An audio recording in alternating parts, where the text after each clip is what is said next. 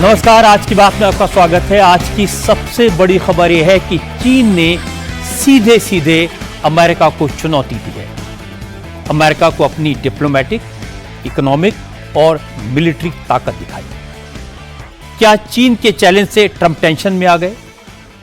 क्या लाल चीन की चुनौती से ट्रंप की नींद उड़ गई? आज चीन के मिलिट्री डे सेलिब्रेशन में इंटरकॉन्टिनेंटल बैलिस्टिक न्यूक्लियर मिसाइल से लेकर स्टील्थ फाइटर जेट तक का प्रदर्शन हुआ। शी जिनपिंग के लिए प्रेसिडेंट पुतिन और नॉर्थ कोरिया के डिक्टेटर किम जोंग यूंग ने तालियां बजाई। शी जिनपिंग के शो ऑफ स्ट्रेंथ के मौके पर 26 देशों के हेड ऑफ स्टेट मौजूद थे। आज बीजिंग में बहुत सारी इंटरेस्टिंग तस्वीरें दिखाई दी। पुतिन किम जोंग को अपनी गाड़ी में साथ बैठाकर ले गए। बीजिंग की इन तस्वीरों को प्रेसिडेंट ट्रंप ने बड़े ध्यान से देखा। प्रेसिडेंट ट्रंप तो इनवाइटेड नहीं थे, किसी फ्रेम में नहीं थे, और फिर उन्होंने शिकायत की कि इस मौके पर चीन ने अमेरिका को याद नहीं रखा। ट्रंप ने याद दिलाया कि अमेरिका ने चीन को गुलाम बनने से बचाया था, अपने हजारों सैनिकों की कुर्बानी दी थी, तो भी शी जिनपिंग ने ट्रंप को इनवाइट नहीं किया।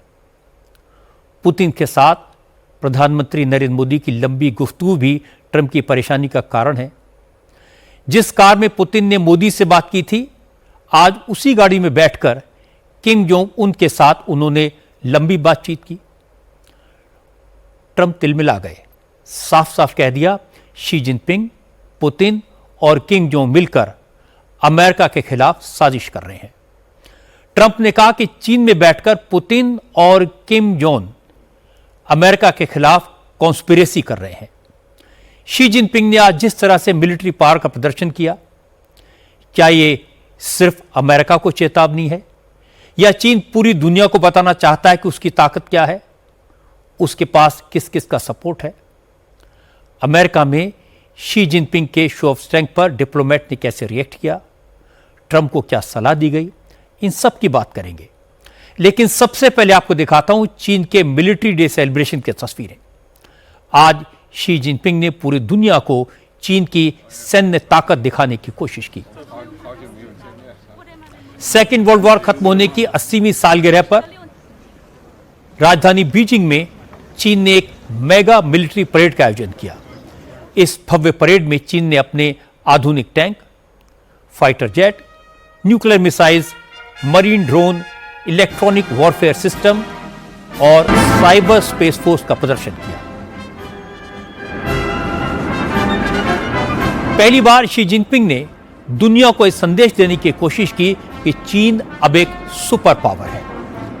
अब अमेरिका का मुकाबला अगर कोई देश कर सकता है तो वो चीन है।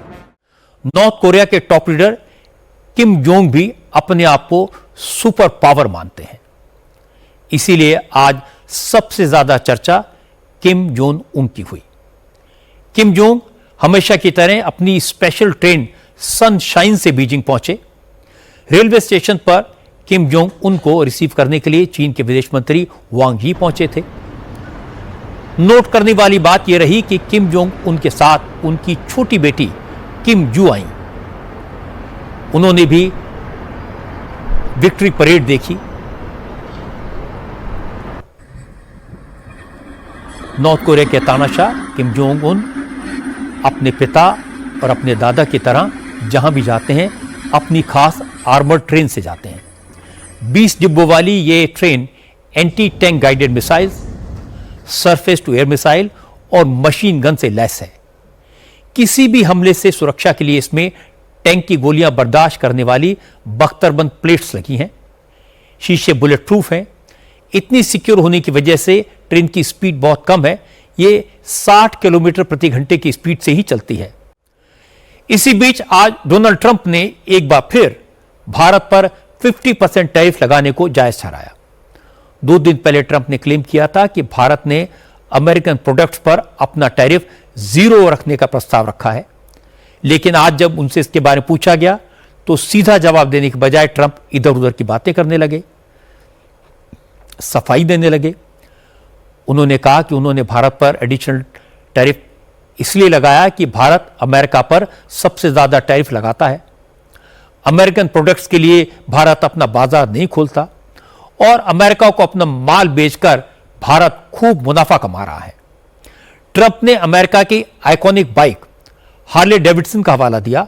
कहा जब हार्ले डेविडसन अपनी बाइक भारत में बेचना चाहते थे तो भारत ने उस पर 200% टैरिफ लगा दिया था। मजबूरन हार्ले डेविडसन को अपनी फैक्ट्री भारत में लगानी पड़ी। वैसे आजकल ट्रंप की सेहत को लेकर बड़ी चर्चा हो रही है। असल में ट्रंप दिन में 2-4 बार मीडिया से जरूर बात करते हैं, सोशल मीडिया पर भी एक्टिव रहते हैं, लेकिन पिछले कुछ दिन से जब ट्रंप नजर नहीं आए तो सोशल मीडिया पर ट्रंप इज डेड ट्रेंड होने लगा। ट्रंप की हेल्थ पर तो पहले भी सवाल उठते रहे हैं। इसी साल जुलाई में ट्रंप के हाथों में कुछ पैचेस नजर आए थे, जिसके बाद व्हाइट हाउस की प्रवक्ता को प्रेसिडेंट की सेहत को लेकर सफाई देनी पड़ी थी। व्हाइट हाउस ने कहा था कि ट्रंप के हाथों में जो पैच दिखाई दे रहे हैं वो बार बार हाथ मिलाने और एस्पिरिन लेने की वजह से हुए हैं। अब बात करते हैं मौसम की। जम्मू कश्मीर, पंजाब, हरियाणा और उत्तराखंड में भारी बारिश का असर अब दिल्ली पर दिखने लगा है। दिल्ली में भी बाढ़ जैसे हालात बन रहे हैं। यमुना खतरे के निशान से 2 मीटर ऊपर बह रही है। यमुना का पानी रिंग रोड तक आ गया है। कई इलाके डूब गए हैं। निगमबोध घाट पर शवों का अंतिम संस्कार बंद करना पड़ा है। अब मैं आपको दिल्ली से आई सबसे भयानक तस्वीर दिखाता हूं। यह दिल्ली का यमुना बाजार इलाका है। हजारों परिवार यहां रहते हैं और इस इलाके में यमुना का पानी घर की पहली मंजिल तक पहुंच गया। कई मकानों की तो सिर्फ छत नजर आ रही है। हालांकि इस इलाके में ज्यादातर लोगों को शिफ्ट कर दिया गया था। इसके बावजूद कुछ लोग बाढ़ के पानी में फंसे हुए। अब उनको बाहर निकालने के लिए बोट्स की मदद ली जा रही है। पीछे आ जाओ। दिल्ली के निगमबोध घाट की तस्वीर भी डराने वाली है। यह घाट दिल्ली का सबसे बड़ा क्रेमेशन ग्राउंड है, लेकिन यमुना के पानी में पूरा निगमबोध घाट डूब गया है। इसलिए यहां अंतिम संस्कार रोकने पड़े। जो शव निगमबोध घाट पहुंच रहे हैं उन्हें दूसरे शमशान में भेजा जा रहा है। बाढ़ और बारिश से सबसे ज्यादा बुरा हाल पंजाब का है। पंजाब में 1988 के बाद पहली बार इतने भयंकर हालात बने। सतलुज, ब्यास और रावी नदी में आई बाढ़ ने सब कुछ तबाह कर दिया। पंजाब के 23 जिले बाढ़ से प्रभावित हैं, लेकिन गुरदासपुर, फाजिल्का, होशियारपुर, कपूरथला, जालंधर, संगरूर, मोगा, बरनाला, अमृतसर और पटियाला में हालत ज्यादा खराब है। सीमावर्ती जिलों में जल प्रलय की स्थिति है। किसान परेशान हैं। 1.5 लाख हेक्टेयर से ज्यादा अब तक जो जानकारी है, इलाके में फसलें डूबी हुई है। संकट की इस घड़ी में केंद्र सरकार, हमारे प्रधानमंत्री जी जनता के साथ खड़े हैं। गृह मंत्री जी ने जम्मू कश्मीर का दौरा किया था। मैं कल पंजाब के बाढ़ग्रस्त क्षेत्रों में जा रहा हूं। इस वक्त की बड़ी खबर आपको बता दूं, जीएसटी काउंसिल ने जीएसटी के स्लैब्स को मंजूरी दे दी है। अब देश में 4 स्लैब के बजाय जीएसटी के सिर्फ 2 स्लैब होंगे। ज्यादातर चीजों पर 5% और 18% जीएसटी लगेगा, लेकिन लग्जरी गुड्स के लिए एक तीसरा स्पेशल स्लैब होगा। लग्जरी आइटम्स पर 40% जीएसटी लगाया जाएगा। उत्तर प्रदेश के मुख्यमंत्री योगी आदित्यनाथ ने आज एक अच्छी खबर दी है। लखनऊ के डालीबाग एरिया में माफिया डॉन मुख्तार अंसारी के कब्जे से खाली कराई गई जमीन पर गरीबों के लिए रेजिडेंशियल फ्लैट्स बनकर तैयार हो गए हैं। इस जमीन पर बनी 4 मंजिला बिल्डिंग में 72 फ्लैट्स बनाए गए हैं। लखनऊ के जिस इलाके में फ्लैट्स बने हैं, हर फ्लैट में 2 कमरे, 1 बाथरूम, 1 किचन और 1 बालकनी है।